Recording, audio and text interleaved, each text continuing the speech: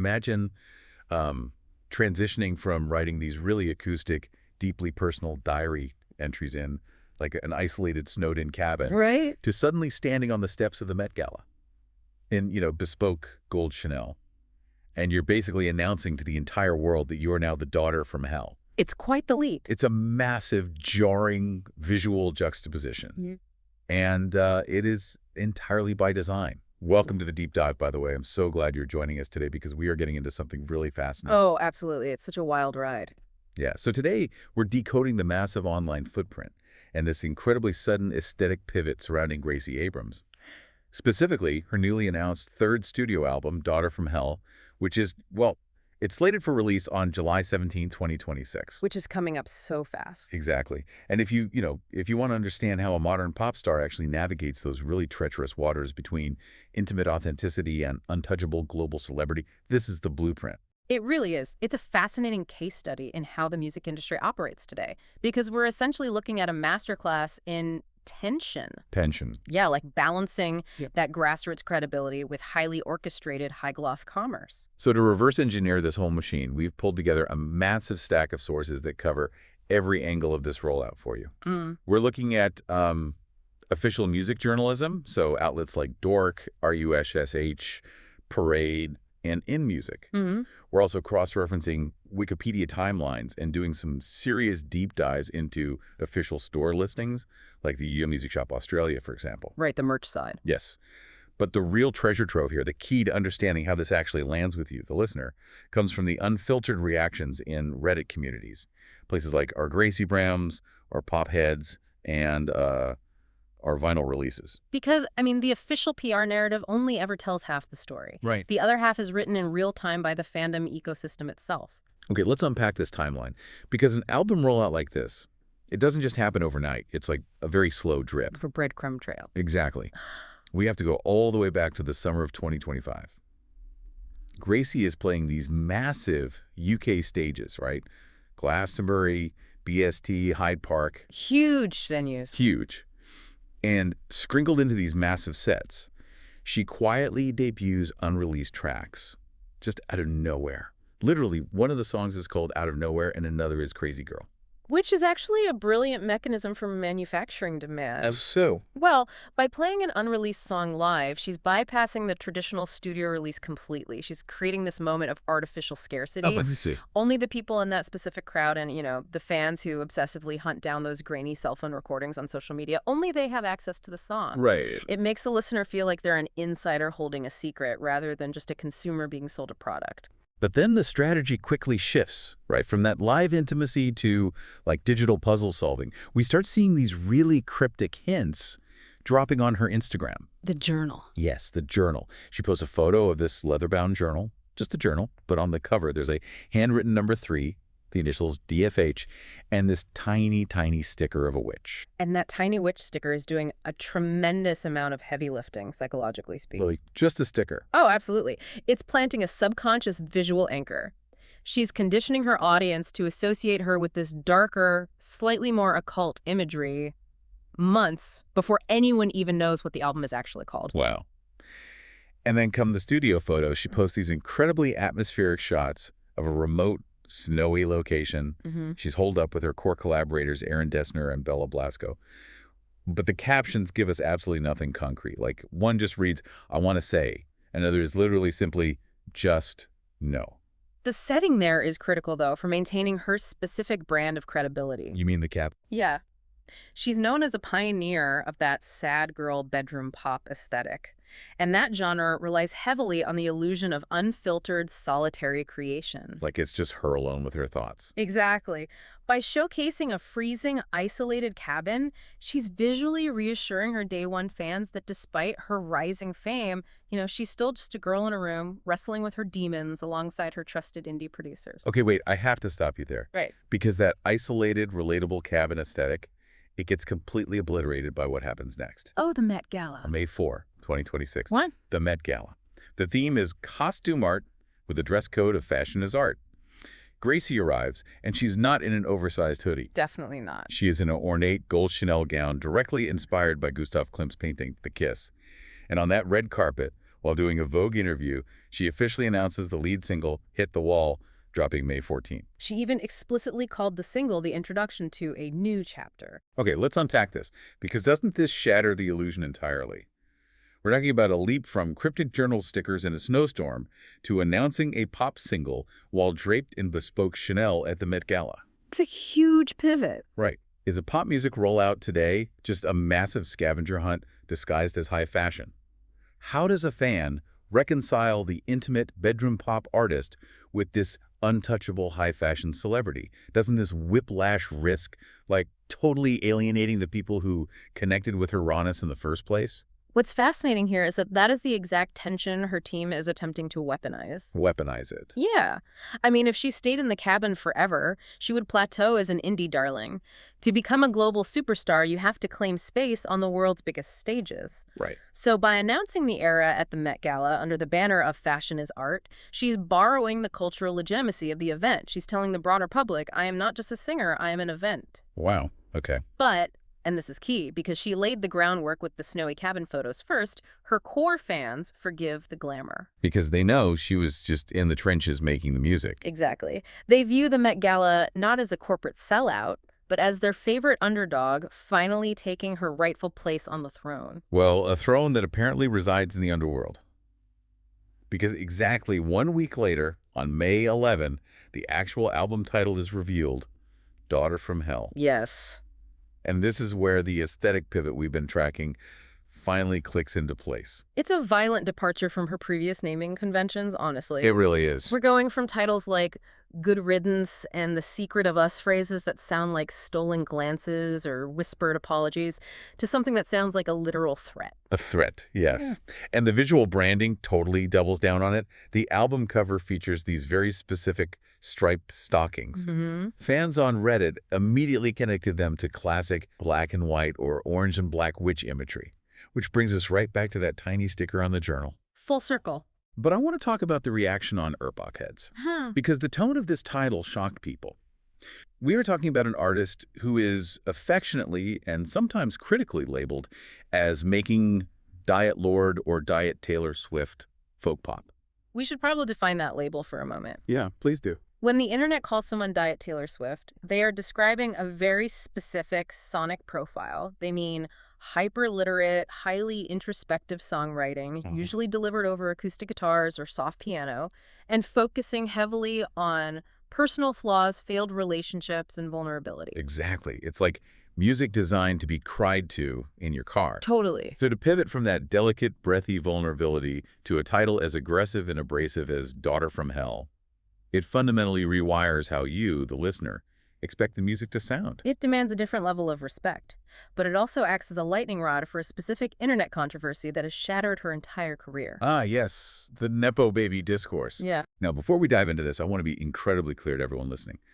We are simply observing and reporting on the mechanics of internet culture here.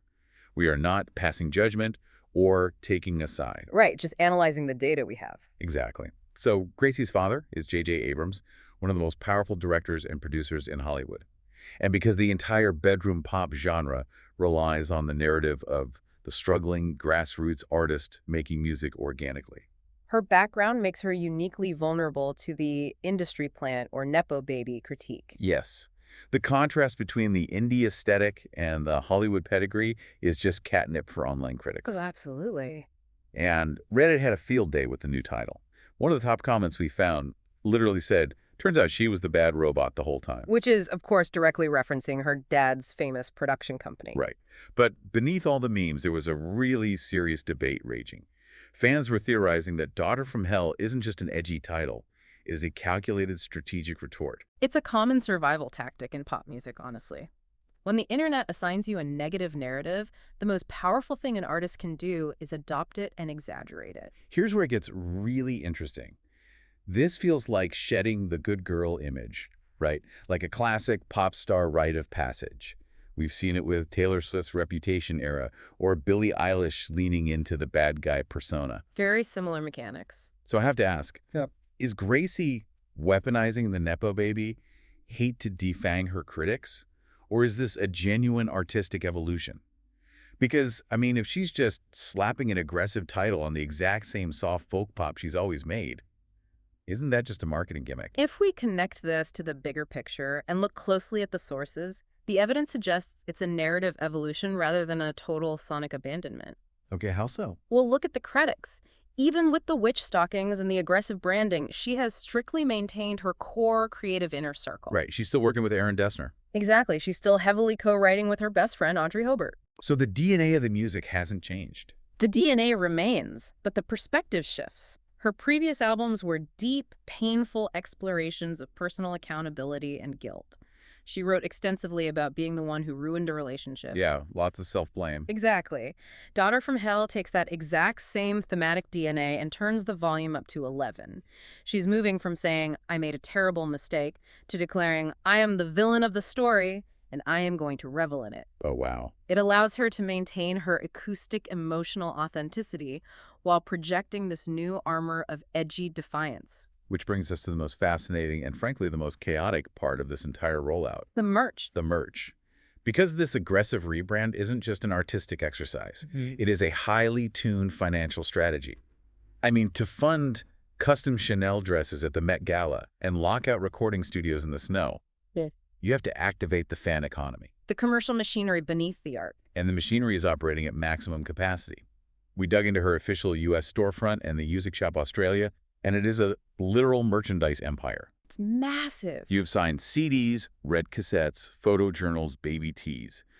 But the undeniable centerpiece of modern music commerce is the vinyl record. Oh, for sure. These 2 LPs for Daughter from Hell are retailing anywhere from $60 to $75. Which is a premium price point, reflecting the physical reality of manufacturing a double LP, but it's also reflecting what the market of dedicated fans is willing to bear. And it isn't just one standard black record either. We are deep in the trenches of the variant craze. Yes, we are. If you are a completionist fan, you are being pressured to buy multiple copies of the exact same album. There's the Spotify exclusive bone-colored vinyl. There is the Gracie Abrams official store exclusive lavender vinyl. The use of distinct color variants creates artificial scarcity within the fandom. It turns a mass-produced audio format into basically a highly collectible trading card. But treating music like a volatile commodity creates intense anxiety for the consumer. Over on the Our Vinyl Releases subreddit, absolute drama erupted. The bonus track situation. Yes.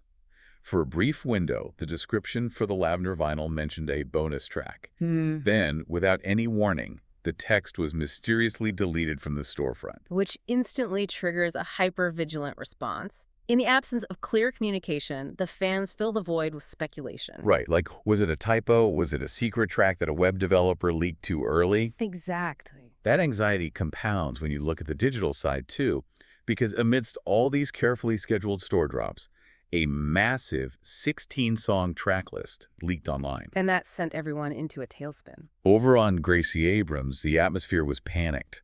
Fans were terrified about what might have been left on the cutting room floor. The biggest fear was that those unreleased tracks she debuted live at Glastonbury songs, like Out of Nowhere, Cold Goodbyes, Death Wish, they feared they might not have made the final cut. This is a crucial shift in how we consume music today. In the TikTok era, a grainy 30-second live clip of an unreleased song can circulate for a year. Fans listen to it hundreds of times.